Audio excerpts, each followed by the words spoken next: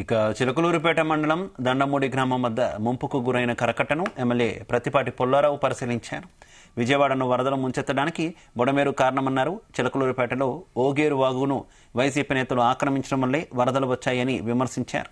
గత ప్రభుత్వం డ్రైనేజ్ వ్యవస్థను పూర్తిగా నిర్లక్ష్యం చేయడం వల్లే చిన్నపాటి వర్షానికి వరదలు ముంచెత్తుతున్నాయన్నారు.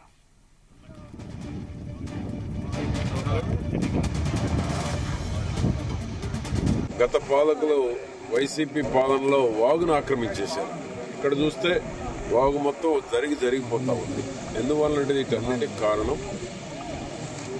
వాగులో ముళ్ల పొదలు, చెట్లు, పూడికి తీయకపోవటం, డ్రైన్లు క్లీన్ చేయకపోవటం, డ్రైనేజీ వ్యవస్థకి నిధులు కేటాయించకపోవటం. జగన్మోహన్ రెడ్డి పాలన 5 ఏళ్లు కూడా డ్రైనేజీ వ్యవస్థ పూర్తిగా సాగర్ కాలువలు కానీ, కెనాల్స్ కానీ, కాలువలు కానీ అన్ని కూడా నిర్లక్ష్యానికి గురి కాబడటమే ఈ రోజు రాష్ట్ర వ్యాప్తంగా చిన్నపాటి వర్షానికి కూడా నీట మునిగేటువంటి పరిస్థితి ఏర్పడింది.